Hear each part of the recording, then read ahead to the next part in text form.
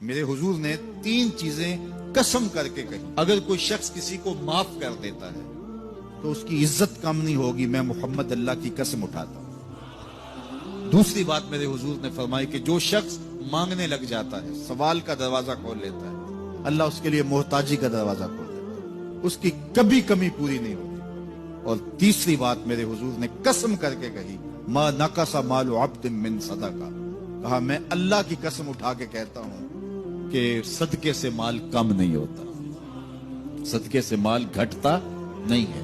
تو ایک تو مال بھی نہیں گھٹے گا، یہ ضمانت کس کی ہے؟ میری نہیں ہے، یہ رسول اللہ کی ضمانت ہے۔ ایک تو مال بھی کم نہیں ہوگا، اور دوسرا یہ ہے کہ حب دولت ختم ہوگی۔